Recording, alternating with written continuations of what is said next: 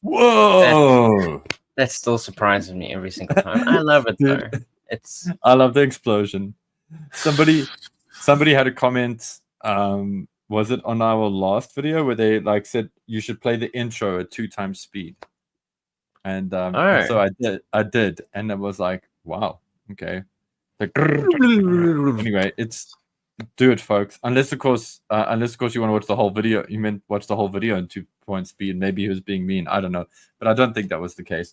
no, I don't think. Ladies and gentlemen, human beings out there, this is episode 368 of GI Joburg, and we're going to be focusing on Bullhorn. Bullhorn. But first, how is my dude Rob? How are you, my guy? Yeah, I'm doing good. I'm very excited to be here. I'm very happy. It is nighttime. Apparently tomorrow Cape Town's going to be 36 or something. So I'm dreading the end of tonight. That's very hot. Where life suddenly becomes a toaster or a microwave oven wherever I am in life. But do you remember tonight? Tonight it's cool. Hell yeah. Do you remember that old Coca-Cola ad where it was like, it's so hot that your like sneakers are sticking to the ground? Yeah. Like that might happen. That might actually happen tomorrow in South Africa. These things. Anything's I mean, anything's possible. And Cape Town, if you guys don't know, maybe this is just a little bit of ambassadorship or whatever, representation for Cape Town. If you ever want to go somewhere where it's got every single season in like one day or 1 week, Cape Town is the place to go. This is it. It also has Rob. I'm here most of the time. Probably 99.9% of the time, I guess. There's a little Cape period in September when I leave. Yep, you're the hidden gem, my guy. So, if it isn't obvious by now, we are not joined by Stephen again. He is still in Singapore on his way home. It would be 4 a.m. Recording time now. And if anyone caught us on Stu's charity stream, I think last Saturday, you would have seen Stephen was ensconced in a closet. And I think he doesn't want to get back in the closet again. So he decided, let me take a break. And it's a good thing because we got to do a figure focus on a figure that only Paul and I own. Stephen does not own Bullhorn. So we actually get an opportunity to talk about this fantastic figure. But Paul, how are you? How's it going? What's happening? Dude, I'm rocking, man. Like things are cool. I've been working on some fun projects. There's this thing that's happening this weekend here in South Africa in Joburg. It's called Daru Fest. It's a Japanese pop culture festival. Nice. I'm quite excited about that. Yeah, so we've got a lot of things going on there, like Gundam, and there's going to be cosplay, and there's going to be karaoke and Japanese food making, and all kinds of. It's a vibe. So I'm looking forward to that. So I've been prepping for that, and in the lead up to that, I've just actually been finishing off some model kits and things like that for the for our Gunpla SA Gundam kit exhibition. So I've got some kits going on there. I don't want to tell you what they are in case I've got people from Gunpla SA watching this, and I don't want to spoil anything. So, although would you be spoiling it though? I mean, this episode I think will come out after the event. So you could. It will come out after the event, but you never. I don't know. You never know. Like maybe maybe I hit the wrong button when I do the upload or something silly. People are watching us right now. But yeah, there's some cool stuff. Also, I don't want to like, as we're talking now, there's like 1 or 2 little things that need to get done, and I don't want to tempt fate. So you're like, this thing's totally gonna be there, and then people show up, and it's like not there, and it's like, oh, what have I done? And we did such a cool. I really enjoyed the episode we did with the coverage of Toy Fair New York. Heck yeah, 367. Go check it out, guys. Yeah. See what we had to say about awesome toys, new toys. Jeez, so much cool stuff. And I see. I just before we started the show, I saw like somebody mentioned. They mentioned the new Crystal Ball figure, the new classified one, and they posited him as the Dreadnought Mystic. So that was kind of new for me. But I like the idea of him being a Dreadnought. But I think we're going to get into that one day when we finally do a crystal ball episode, and we have to do a crystal ball episode. Of course we do. Of course we do. We can't not do a crystal ball episode.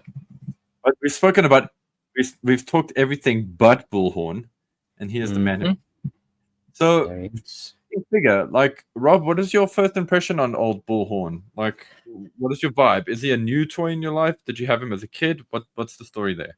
So I didn't have him as a kid, but he's one of the many toys that I discovered through Yojo. Yojo.com being my first sort of like inkling of the wider world of GI Joe. I mean, before Yojo and the internet, back in 99, 98, 97-ish, all we had was the catalogs, you know, the little pieces of paper that came with our 90s figures, essentially. They kind of showed us a little bit more of what was out there.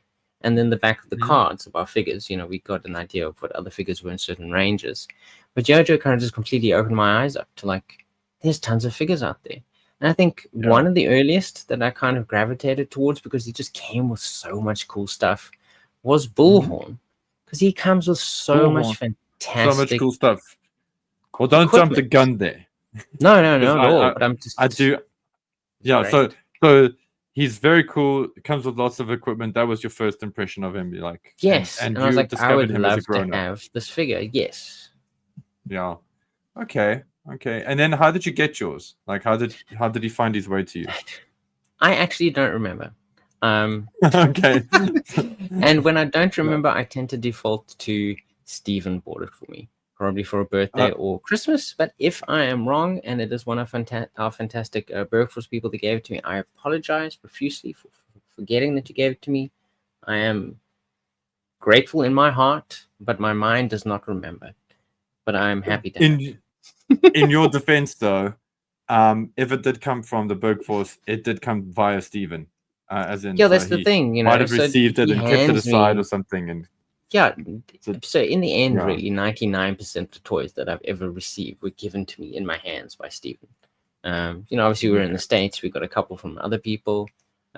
You've given me one or two, but 9 out of 10 times, if I say Stephen, it's going to be a correct answer. Yeah, true. Okay, I'm gonna write in the comments. I'm gonna reflect the same question at myself.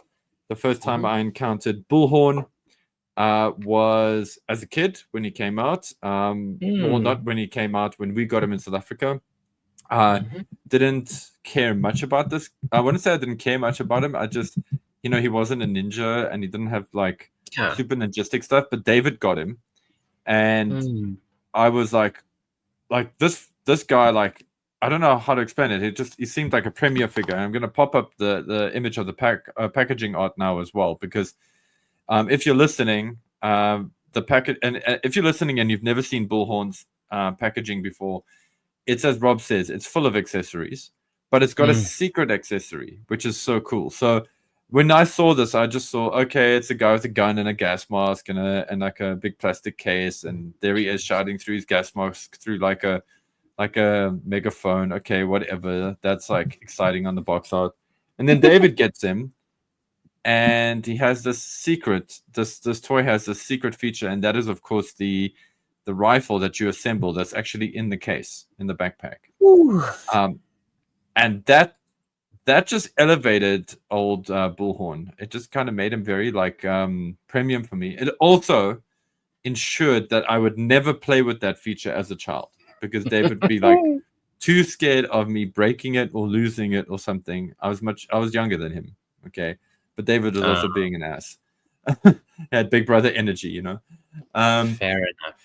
Fair enough. So I never played with that feature as a child. So when I got mine, which I actually bought off eBay, I bought it purely because I was like, damn you, I will play with this toy now. I will do what I want with this version of him. He's mine now. I will open the case and reveal it's mine to open. His awesome rifle that comes in pieces. So it fits into the case in 3 parts. And you get to assemble that. But it is true though, hey? Because like when you look at it on the packaging, it's closed. All it is this kind of nondescript case. You don't really know what's in there, because he already comes with the rifle. He comes with a pretty cool a sort of, I suppose, FAMAS type rifle. Yeah. Or bullpup. It's loaded from the back with a gigantic scope on it. My goodness, he's got a bit of a watching Stayer you vibe. change. He's like, I can see you from the other He's side. watching your neighbors change, but through your wall. Yeah, that is.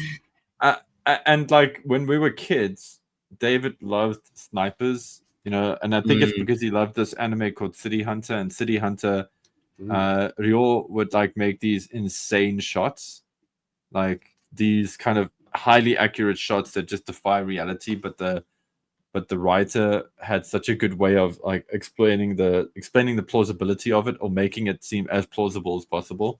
So, and David is obsessed with that character, so I think in a weird way that kind of energy came through in Bullhorn for David because of the whole sharpshooting aspect. So yeah, Rob, do you want to like should we tackle his comics appearance first, seeing as it's quite Yeah, why not? So Bullhorn, well, it's okay. So Bullhorn appears in issue one second. Bullhorn appears in GI Joe America's Elite 25 on the That's cover. Devil's Due, yeah? That's Devil's Due, correct. So America's Elite. That's that big cover with everybody on it. Yeah, yes, okay. It's where they basically added every single GI Joe to the cover for the 25th anniversary of GI Joe.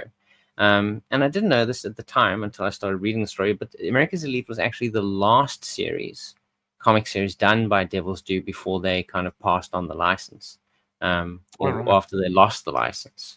So this final arc, 25 to 36, was titled World War III, and it's meant to be like the final story ever of GI Joe by Devil's Due, and also I believe meant to be like the end of the story essentially of GI Joe. So if you are looking at the screen and you see the cover, Bullhorn is all the way on the right hand side of this, I suppose, gatefold cover. Well, not gatefold, but I mean it's a full spread cover. It's all the way on the right hand side, right below Countdown. So this is the single appearance of him in comic book, drawn in any comic book that I am aware of. I searched the internet. This is where he appears. So in the events of World War III, he actually does. Well, he does take part. So they in a later issue, I think it's issue 28. There's a world map showing where all the different teams in the world are sort of actioning and fighting against Cobra. Because in the story, Cobra Commander has taken over Mars, and now he's launching this worldwide assault to take over the entire world. And one of those teams consists of Jinx, Kamakura, Nunchuk, Red Spot, a couple of other characters, and our boy Bullhorn. And they're kind of like sent off to somewhere in Asia. They kind of fight in the good fight there. And it's like off the page. It's like you just get told it's about off the page. You don't get told about it. But then in the final issue, when they're celebrating, there is one panel where you will see the rest of his team celebrating in Beijing. And by implication, he is just outside of the panel shot. So this is the closest. He's like the Firefly of the GI Joe team. He just doesn't photograph or something.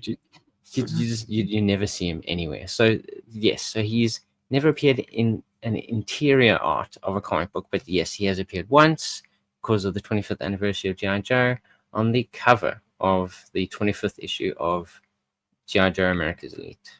I really want to remark on something on that cover, Rob. Sorry, just that countdown. Is there any way you can zoom into that countdown for us here on the Can YouTube I zoom into that? I don't know. Is it zooming right now? It is zooming. Yeah, it is zooming. Zooming? Okay. Let's go. But oh my word! Like, sorry, we've just recently done. That's ridiculous. We just recently did a hit and run review of Countdown, and this, the way, somebody did not understand the assignment when they drew Countdown, because like that whole It looks like He looks like he looks like an anime character. So it's if you aren't it's like watching, a goofy Zaku. he essentially looks like he has. So look, his helmet. They've kind of misunderstood the reflections that you see on the file card, and it kind of looks like he Yeah. has one giant eye, and he Yeah. has this giant grinning mouth. Mouse. Like his It's teeth are just. terrible. It is. Someone did not understand what like, he actually looked like, yeah, and that was an outfit. yeah, it's a skill issue there. That's what happens when you only reference of the art. So Yeah, I mean, if he had seen the yeah. figure, he would be like, "Oh, wait a minute. Okay, that guy's an astronaut." I It's kind of like, get yeah, but who the guy is. and I get it. You like drawing 5 bazillion GI Joes on a cover, so I understand there's a fatigue that kicks in. I get it. Yes. But at some point, you have to ask yourself, am I doing this right? But anyway, we'll leave that. I'm sure somebody in the comments is going to check us on that, and that'll be great because I'd love to hear that. It's going to be great fun. So I'm going to pop up the file card for Bullhorn because I feel like we need to get to this before we get to anything else. And Rob, are you going to do the honors for us, or should I read Bullhorn's file card? No, I'll do it. I love reading. I love reading. Take it. I'm sure you're going to have a lot to Rob say. reads. Rob reads good. Rob reads good. So Bullhorn, intervention specialist. File name Stephen A. Ferreira. Primary military specialty intervention specialist. Secondary military specialty armor. Birthplace? He's a figure from the 90s. Where else would he be from but from Rhode Island? Bullhorn is an extremely calm individual, possessing an open and compassionate personality. He's exactly the type of person needed to negotiate with wackos and fanatics who have an axe to grind with society. Of course, that same steely coolness also comes in handy when he is forced to take decisive action that requires an accurate and lethal delivery of firepower. Everyone is failed.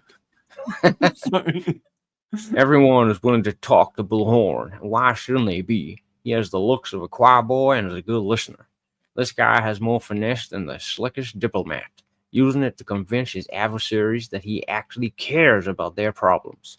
That's when they discover the folly of messing with a former hand-to-hand combat instructor from Quantico, who was also a contender for the National Practical Pistol title.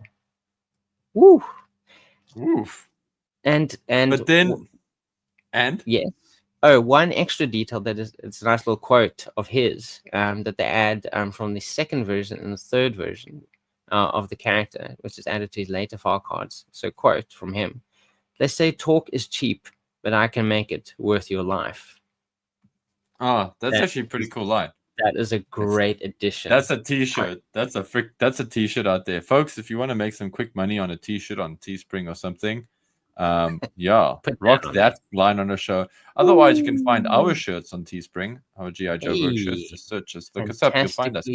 Designed GI Joe inspired shirts. There you go. Yeah, they're GI Joe-esque. I have a small issue with this file card.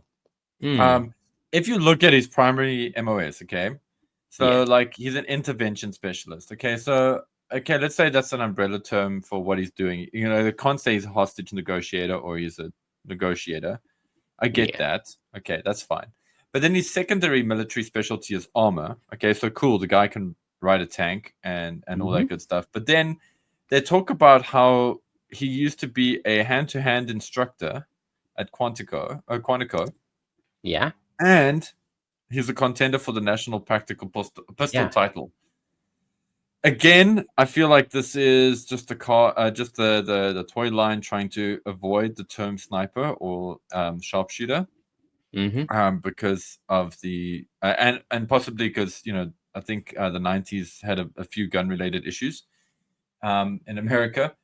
So they were just like, yeah, he can shoot good, yeah, he can hand-to-hand good. We'll put him in a tank. He can do everything. He can do everything. It's kind of cool that he's also like considered an armor guy, because then it's just another cool character to put into like a Warthog or well, Mobat has so much seating, or a Mauler, and he would look good in a Mauler, in my opinion. I just think his color scheme fits with something like that. So that's pretty cool. His second version, they actually changed his secondary specialty. to motor transport operator, and they did that because he was packaged with the SWAT RTV, which is a variant of the Humvee, and came out in 2008. Oh, that's another vehicle he'd be great in as well. Is the the Hammer, should I say? The Hammer. It's the Hammer, yeah. Humvee. Yeah, that's Humvee, the Humvee. But yeah, actually, I got to say, as far as the 90s file card goes, it's actually pretty cool, and he sounds like an interesting dude. I also key on the fact that his surname is Ferreira, which to me, I don't know if I'm off base here, so guys, please don't lose your shit on me. But it kind of implies to me that maybe he's Portuguese, or and maybe by extension then Brazilian, or from Brazilian, from Brazil, not necessarily, and the vibe that I get there is that's kind of cool because now there's representation for that character, but it also helps me make sense of his headgear, because on the figure, and let me close the file card now. On the figure, he's got this headband, and he's got face paint, but he's not Native American. We know that much. Yes, I would agree with that. But there is something about his face paint that does sort of, again, I hope I'm not off base here, but it does give me a kind of a sort of an Incan or Mayan kind of vibe to it. I don't know, and I just felt like maybe that was some kind of deeper theming for the character. Obviously, if he's, I can't remember which is which. One of them is from South America and the other one is from Mexico. But that's another thing, maybe he was originally done as a Mexican character or something. I don't know, but he does have that kind of flair to him, and I think I think he's a damn cool looking character, actually. Damn cool. Absolutely. There's an actor. Awesome. There's an actor whose face he reminds me of, and it's this. I can't remember the guy's name. That's why I didn't do the Google search, and I was trying to remember where I saw where I'm trying to think of a movie that I've seen him in. Maybe not Benicio del Torres, maybe, or not Del Toro. No, not him. Before him, it's you know what? Let's do this, Rob. For those of you in YouTube, please take a good look at this toy. I'm gonna actually let's do you one better. Let's put up the file card, and you guys can see his face there, hopefully in the action figure packaging, hopefully, because I can't zoom in. And you tell us in the comments, who do you think Bullhorn looks like? Which actor does he look like? And maybe what will happen is I will see all the comments, but I will see the comment with the name of the guy, and it will just put it all together for me, and then we will remark on it. I would, oh man, it's just got this it's just something about the nose and the cheekbones that just seemed quite good. But yeah, man, do you not find the face paint to be random? Because otherwise, his entire body is kind of completely clothed. It's clean because he has gloves on. He has there's no other exposed flesh except for his face, and he's an intervention specialist. He's essentially a negotiator. Why does he actually have face paint? This is probably the only detail of this character that I am a bit confused about. Yeah. Is the face paint? Yeah, I think. Would you negotiate? I feel bad now, but maybe it's a skin condition, and we're kind of making fun of him having a skin condition. But I don't think it is. I don't think it is. I think it's definitely meant to be some kind of face paint or face camo, designed to help sell the figure a bit more. There is I don't know. I don't know how that's going to help him with negotiation. Intimidation, sure. Yeah, for sure. But this is the only detail of the figure that confuses me, that I'm kind of iffy about. I'm like, why does he have that? Because it has nothing to do with his specialties. Even as an armor dude, that's tank stuff. You'd be maybe driving it or shooting a cannon or something. He doesn't need it. So I don't know why they chose to do that to him. Yeah. Why, Hasbro? Why did you do this to him? Why did you do this to him? Why did you give him a skin condition? He doesn't need it. It looks cool enough as he is. And I think there's a film. Is the movie called Metro? Is that the one which is about the negotiator? Or there's actually a movie called The Negotiator. I remember this figure and that movie were kind of around the same time, at least for me. So I do remember like thinking about Bullhorn when watching that, and then it kind of elevated Bullhorn for me. Oh wait, I'm thinking. Okay, it's not Negotiator because I was about to say, wasn't Denzel Washington the Negotiator? But I think that's another movie with Colin Farrell, where he's a bank robber. Colin Farrell's a bank. No, not is it Colin Farrell? But it's like a bank robber, and it's like a whole complicated like bank robber sequence. And Denzel Washington is one of the negotiators. But obviously, that's not the movie. No, yeah, I do. Yeah, that's not the one I'm thinking of. But just the whole there was a slew of like of hostage negotiation films. Yeah, it was very popular. The whole like the concept of hostage negotiation for a little bit, and everyone was making a movie about it. Yeah, and talking people off the ledge, and they always had that classic scene. So it does make me think like, okay, well, that's an interesting character to play through, and I'd be curious. I'd be curious how many people became an intervention specialist. When I'd be curious how many guys actually went in that career because maybe they were inspired by something from this figure. The odds are that there's at least one. For sure. At least in my mind. But he's such a sharply dressed dude as well. Like I'm gonna pop up some art of the. I'm gonna actually pop up his a figure of the picture of the toy so that everybody can just enjoy it. So he's he's a very like kind of down to earth looking character design with these olive green kind of shirt. He's got nice brown pants, they complement well, and he's got these great camo. What would you call these things? Like I don't know, like sleeves, thigh warmers, leg warmers, leg sleeves, leg warmers. They go over like his boots or his shoes, and up to almost to his knees. And they look cool in this respect. I do like the way that how everything is molded. There's a cool nice tightness detailing to it. He's got like grenades on his chest. He's got cool webbing that's done in grey, and the webbing does go from his chest down to his pants and kind of holds the holster of the gun on his right hip. It's got little pockets. It's actually like it's a thigh strap or upper thigh strap. So it's not on his side. It's actually on the quad. Yeah, it comes like right on top there. And it looks like a little like a tiny pistol, like maybe like some kind of handheld snub, like some kind of obviously it's handheld, but like it looks like it's some kind of like snub nose thing. This is a handgun for your head. It's built in the name. As opposed to a footgun, yes. I'm just like thinking, like, what is this meant to be? Like is it like a Walter or something? It's interesting because it's a tiny gun. It's probably it's his backup pistol. It's his backup little revolver, I guess. That's kind of like fail. He starts shooting. But lots of cool details, and it's nice for a 90s figure. Like he isn't out there.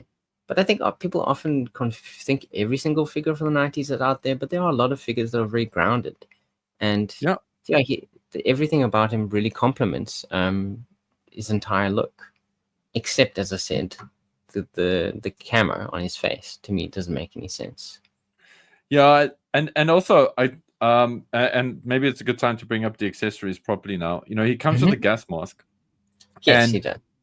It's weird how when you put the gas mask on, it kind of changes a lot of the personality of the figure because it kind of makes him feel like more of a like a I don't want to say intrusion specialist or something, but it does make him seem like more like a SWAT kind of door kicker kind of. It's got that kind of vibe like to it. When negotiations fail, he's the guy along with maybe Shockwave that is leading the charge inside there.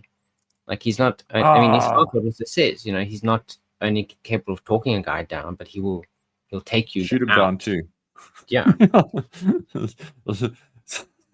I'm tired of this chat. This is too much. This is too long. I got pizzas getting cold. I'm so glad you mentioned Shockwave, and I want us to come around on that again. I have a question about Bullhorn just in general. About and I wonder, like, how many times do you think Bullhorn, and this is probably why he never featured in the comic book, how many times does GI Joe need to like talk a Cobra, some kind of Cobra operative down, or Cobra, from doing something? Now, it's kind of it's kind of a loaded question, because it's a lot of the times, actually. There's a lot of times it's like, no, Cobra Commander, you can't do this. Why am I speaking in a Britishish accent? Can't But it's like, I? yeah, like, oh, Destro, don't do that. It's wrong. Don't press that button. There's a lot of those big moments, but who has them? Flint, Lady J, Snake Guys, even. Yeah. I think, I mean, there was a special there was a special forces issue, I think, if I remember correctly, where there's a man who's supposedly holding his family hostage, but then the Yes. twist is it's the wife or something like that. I remember there was a twist to it, and I think there was a little bit of negotiations going on there because it was a hostage situation. But I think that was obviously before he came out, and someone else handled that. Possibly Shockwave. Tell me in the comments which issue that is, guys. Yeah, I mean, if I think about like Bullhorn, this is a character that, while it's kind of like the college humor Batman, like Batman's fighting all the like dressed up villains, and then the cops are dealing with the real criminals. It's like Bullhorn's actually dealing with the real terrorists and talking down. Yeah, he's doing and possibly interrogating. And yeah, he's dealing with the actual crazies while the GI Joes are out there playing with the clowns. It's like with the rest of the Joe Squad. You're right though. You put the mask on, he suddenly feels like he means business. Like he's actually ready to go in there and take a person out. He's very dangerous. Oh, you're showing such a cool image now. So Rob's got him all tacked up now. It's just with the rifle in his hand. I've taken out his rifle and put it together. So this is what the rifle in the case looks like. Very cool. Yeah, it's just interesting. He has two rifles. Like, yeah, one's secretly for low light. Okay. So he hands this one to him, and he takes the case out. There's also in later, I think it's version 3, which is the modern era version. They do cite him, his secondary specialty, as sniper operations as opposed to armor. Oh, that's cool. So by the third version, they do kind of say he's a sniper, which would make sense because every single piece of equipment he has a gigantic scope on it. Yeah, he's just got long guns. That's the thing, man. Yeah. And that's the other vibe with him. Like, is there must have been a PR statute of limitations that kind of dropped down. And anyway, I think, and this is coming around back to Shockwave now. Bullhorn feels like he's definitely part of that sort of unnamed sub team that is, Shockwave, Bulletproof, like urban operations. I suppose. Low light, and to greater or lesser degree, Scoop to an extent.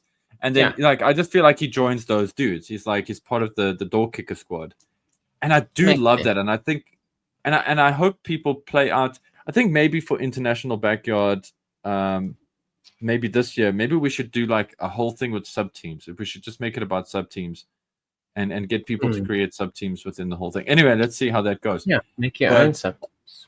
Yeah, because these conversations are starting. We're having them now. So Bullhorn is that, and then I just wanted to note that even though I'm not the biggest fan of this particular I've just given it away, of this particular subset in GI Joe, Night Force. I feel like Bullhorn slots in very nicely with Night Force. Oh, you could. I mean, without his colors and stuff work. He could definitely fit in there for sure. So okay, well, you go. So his final accessory, let me just go full screen. Megaphone is a megaphone. And the thing is, on Yojo, they actually describe the inner part as a gas gun. So they say that this is a gas gun. Sleep. Yeah, so it's not actually a megaphone in the end. It's kind of like a disguised way of him kind of like taking someone out without, say, hurting other people in the process. Like with the hostages, he'd fire off this thing. Laughing gas. Everyone just stands up. Laughing gas. I'm glad you brought that up because David always used to play it as. Actually, to be fair, David and I always used to play it as it's a hidden gun, like a legit lethal weapon. So it's like, oh, it's a megaphone, it's a megaphone, bang, you're dead. Kind of, Finished. Get out of yeah. And also, there's this curious loop on it, on the back of Near the the back. weapon. Yeah. And I've always wondered if like it wasn't designed for him to have a hook or something on his chest, much like how Skymate has like that little Great, plastic nipple for the back for the boomerang. I mean for the bow, not the boomerang. I think that would have been kind of an interesting feature. If any of you guys know if that was maybe a consideration or a thing, let us know in the comments, please. Or if you could do it maybe to the backpack. I mean, obviously you couldn't do it on the sides because that's the way it opens. One side is the hinge, the other side is the opening side. But if it didn't have that, you could probably hook it on the end of it somehow. Cool. Because then you can at least hopefully. So hopefully we've given some people some food for thought on Bullhorn, but I feel like we haven't fully covered him yet. I mean, we've spoken about the coolness of his plastic, like how well he's sculpted and the character. Cool. It is very cool. I really dig this toy. I really like this character. Well, when I say I really like this character, I really like the character that the file card posits him as. But I do feel there's a vibe to the plastic. There's more to him, but also the great thing is that, I mean, at least officially, Hasbro only ever produced one, which is the original. Version 2 that came out in 2008 was actually by the GI Joe Collectors Club, released with the SWAT RTV. Same accessories, by the way, but he came with no mask, the second version. And also, weirdly enough, I don't know if they lost the tooling, but I mean, they actually used Shockwave version 3's waist and legs to produce version 2. So I mean, there's even that's even a deeper connection between these two characters. And then version 3, the modern era version, was actually produced by the Collectors Club subscription service figure and shipped with the Inferno Bat. So it is definitely, I feel like that kind of suggests that there's a love within the community of G.I. there's enough people. That people like this guy. So they never did recognized him. Did they never do a modern era version of him? I mean, a new sculpt era of him?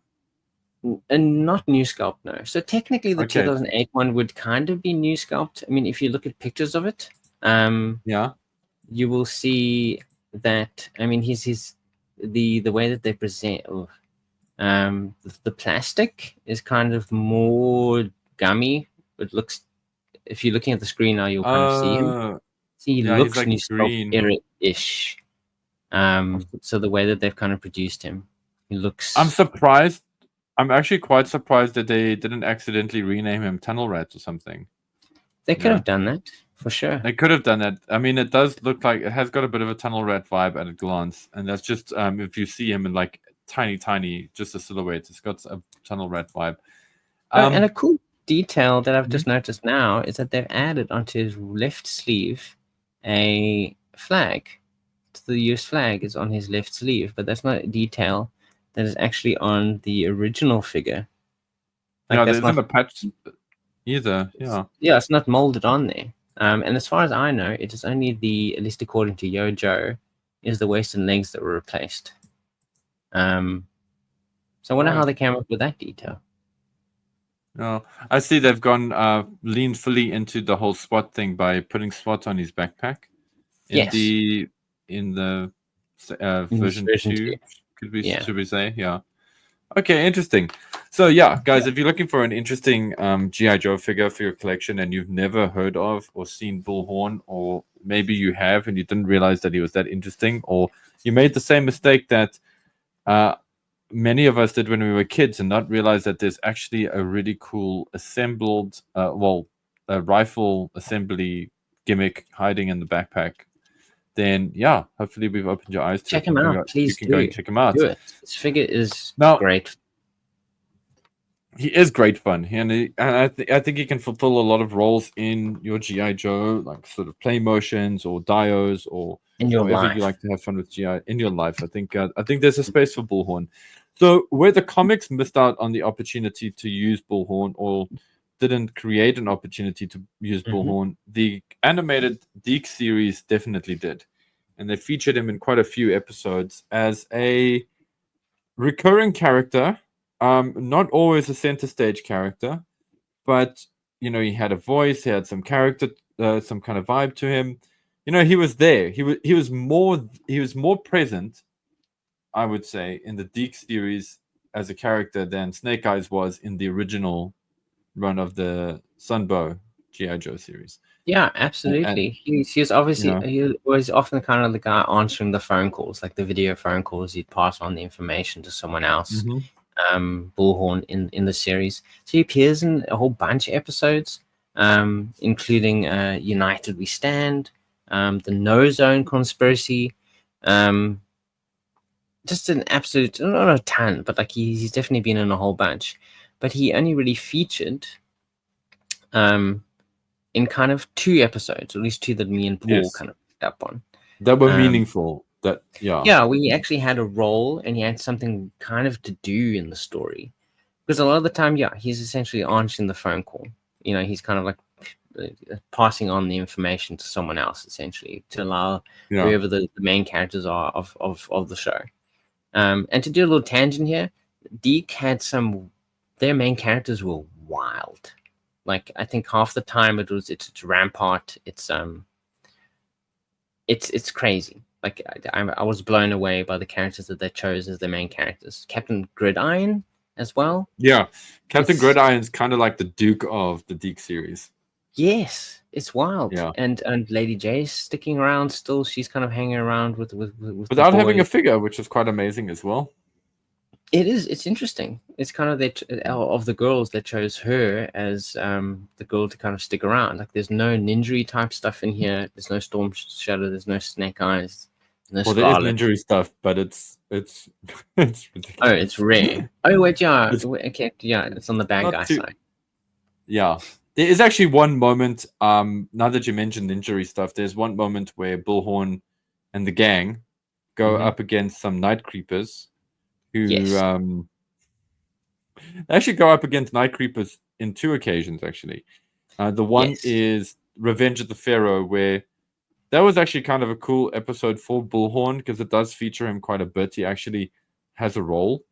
And we've watched all of these episodes, guys. Yes, so by the way. I apologize if we've lost if we get mixed up with the details, but I think it's Revenge of the Pharaohs where is it Flint who basically says to him, like, hey, we need your negotiation skills, your negotiating skills. Yes, actually, yes, it is. So Revenge of the Pharaohs, Cobra is threatening to destroy Pyramid City within a certain time limit and blow up a dam. Not Egypt, but also referred to as Egypt in the episode. It's in Egypt, but in Egypt there's a place called Pyramid City. And Cobra is threatening to destroy it unless everyone accepts that the Night Creeper leader, who earlier in the episode knocked his head and now believes he's a reincarnated pharaoh, is recognized as the leader of Egypt, and they kind of pay them a ton of money or something. So Bullhorn has to actually use his specialty to delay Cobra Commander, to keep him like on the line essentially, and like stop him from blowing up the dam and killing everyone in the city. Yeah. So he actually gets to do the thing that he needs to do. And there's one scene on his file card, which is cool. It is on his file card. It's what he needs to do. I mean, half the time these guys are just essentially doing whatever. They're all just interchangeable like action figures, just in an action sequence. There's one sequence where Hawk answers the video call, and I swear he doesn't say "Yo, Joe," but he says "Go, Joe." Like he's answering the phone and he's going, "Go for Joe." It's like, hey guys. Oh, can we have a go for Joe? Go for Joe. Roger that. 10-4. And the thing I picked up on this episode is by the end of the episode, so from this point onwards, whatever happens in the Deke series, the Night Creeper leader still believes that he is a pharaoh. Because the only reason by the end of the episode that he kind of returns to Cobra, because also interesting in a kid's cartoon, they actually point out that, and we did mention this in our hit and run review of Night Creeper, is that the Night Creepers are for hire, that they work for Cobra because they pay to work for them.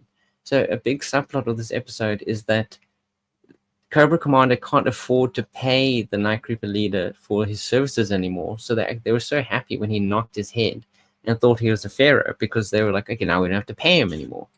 And the only reason he goes back to Cobra in the end is because he believes that G.I. Joe destroyed his statues and stuff. And that is why at the end of the episode, he's like, I'll go back with Cobra because G.I. Joe have destroyed my statues. And that's why I'll hate G.I. Joe forever. And that's why I'm going to fight them. So they never resolve the fact that he believes he's a pharaoh. Like from now on, he also thinks he's a pharaoh. Yeah. And I really hope that we get to the point where Super 7 Reaction Plus do the Deke figures and that we get Pharaoh Night Creeper. That would be absolutely brilliant. A Night Creeper leader Pharaoh, because then he'll have the little head thing on it. Yeah, exactly. And we'll have and I also want the ghost girl. There's like a ghost girl in the show. And then Yes. I don't want to get into too much detail here with Lowlight, but like Rara Reggie roasts. So now we've moved on to talking about Night of the Creepers, which is another episode. Which yes, it has a ghost girl in it. And the whole plot is revolved around Cobra Commander, basically again wanting free labor. Yeah, free labor. He essentially creates Night Creeper mummy warriors from ancient Night Creeper warriors that have died years ago. But Night Creeper leader's like, no, you shouldn't do this. The Dragon Emperor is going to come get ya. The first Night Creeper ever is going to come get ya. And yes, there's a ghost girl. And yes, tendentially, Bullhorn is in this episode. He's driving one of the hammers. He's driving a car. He's driving the hammer. Zombies. So yeah, he's using his armor specialty to thrive. Yeah. Or his motor, his moving vehicle specialty, whatever the fuck. But it's a great, features Lowlight and Scoop as the main characters of the episode. And Lowlight is exceptionally scared of the dark, but he works to overcome that fear. Oh, there's a ghost. Tell me it's not a ghost. There's a ghost. I'm not scared of the dark. Lowlight version 2 is the best.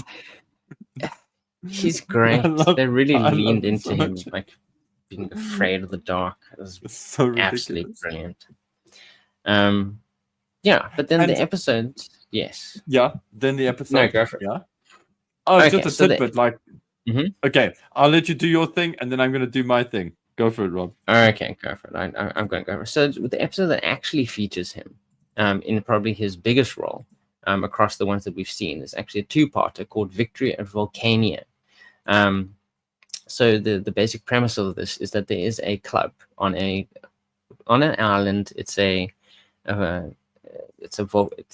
dormant volcano, but it's called Club Joe, and a retired hawk is in charge of this club, and it's where Joes go to relax and have a good time and just have fun.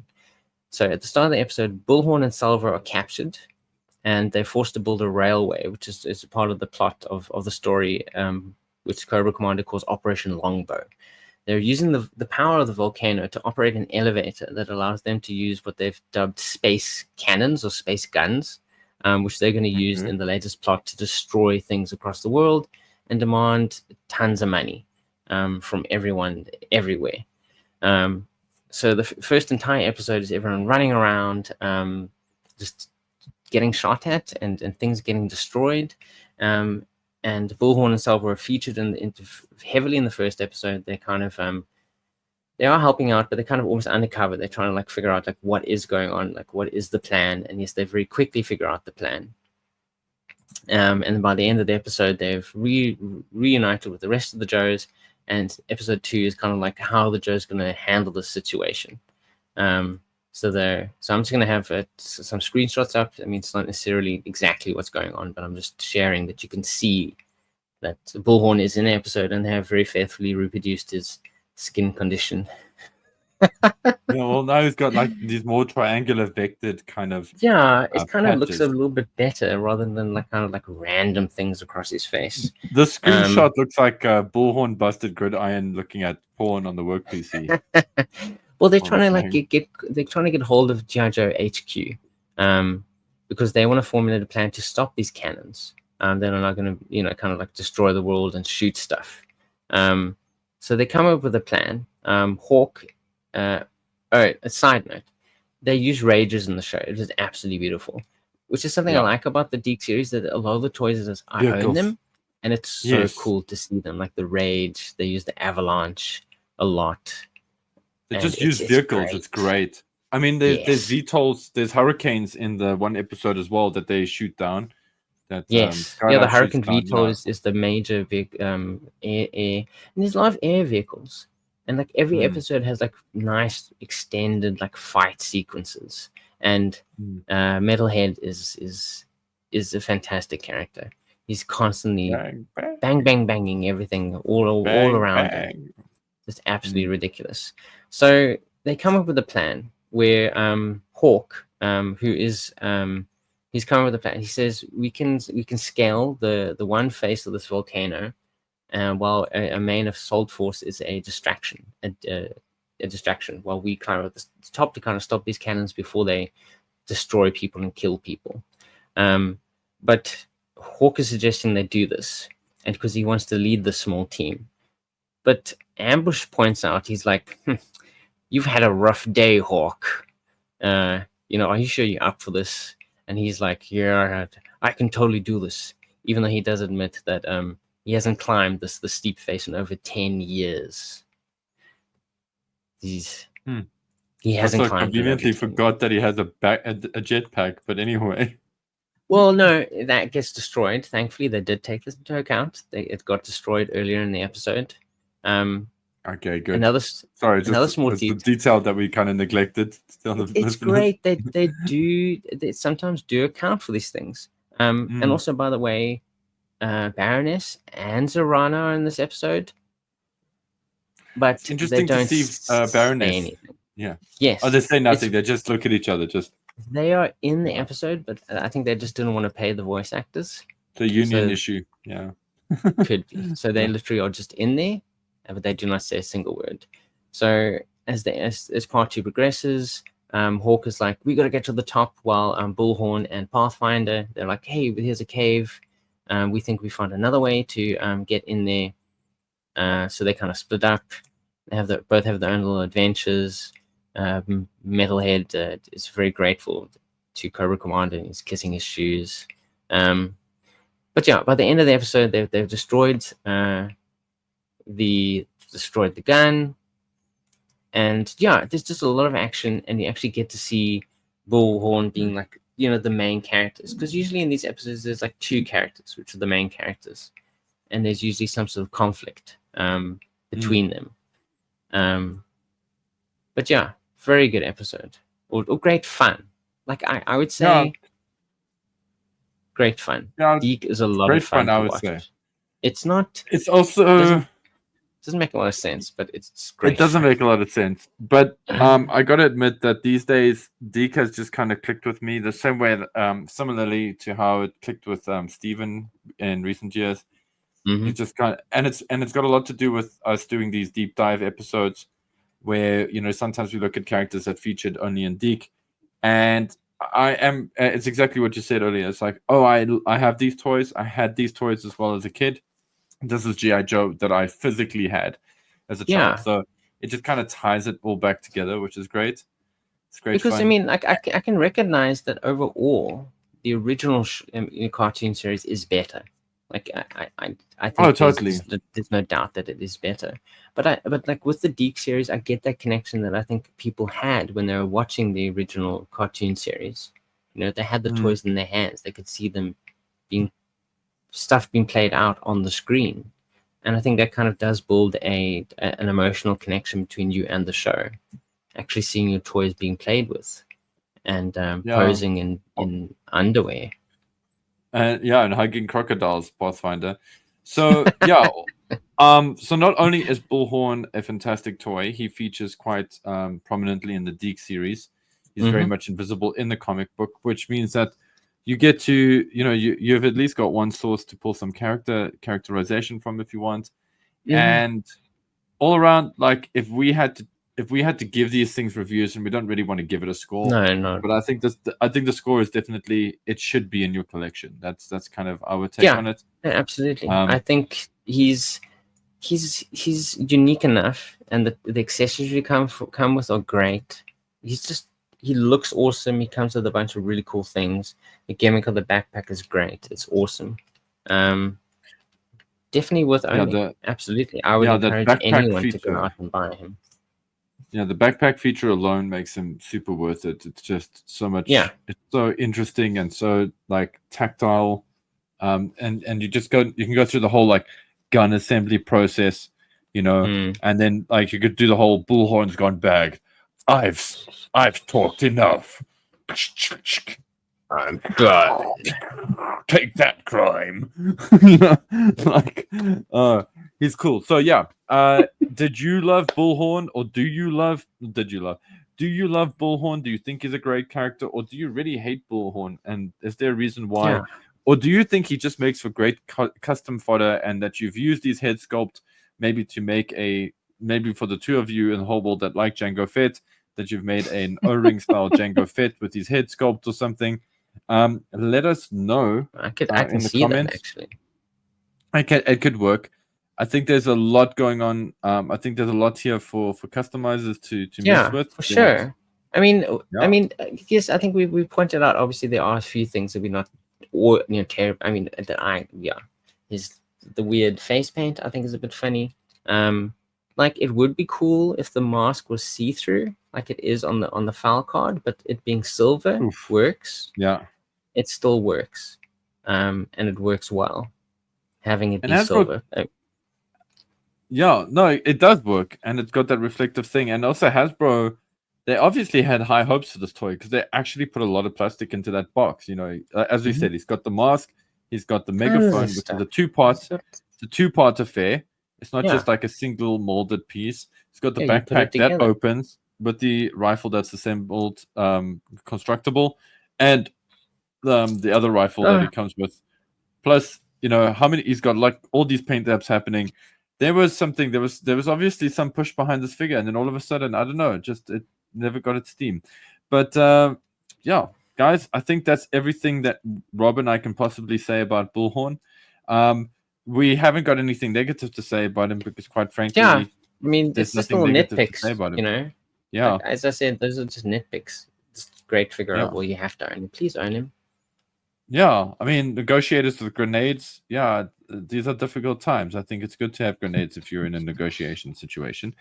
And with that said, I just want to do a big shout out to our Patreons. You guys, our Patreon supporter, our Berg Force.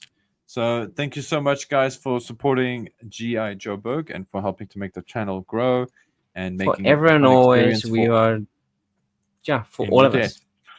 Yes, and thank you for making it a fun experience, for all of us. And I also want to welcome, we've got a new Berg Force member, but I haven't added their name to the honor roll yet because I'm still waiting for them to give me a code name via DM. If you are watching this, you know who you are. Please check your DMs from Patreon, from GI Joburg, so that I can get your code name, which is put your standard name on our honor roll because you have helped us. You have pledged towards the growth of this channel. Welcome to the new person, whoever you may be. Yes, we will officially welcome you when you have your name on the wall. Yeah. So, and I mentioned earlier, you can get GI Joburg merch.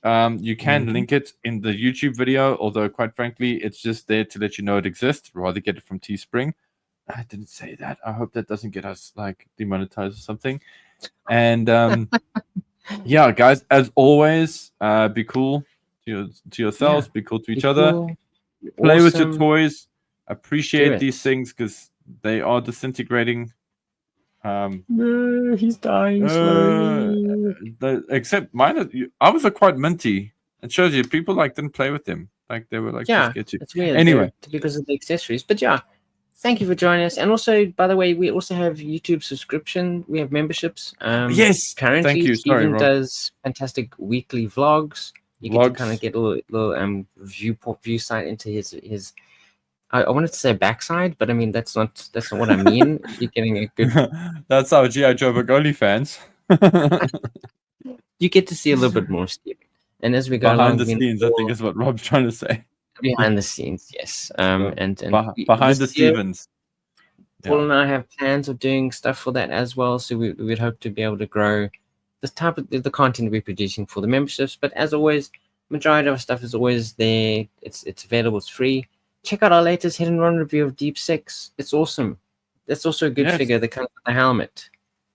Yes, and it was early for the Patreons, for the Patreon and YouTube members as well.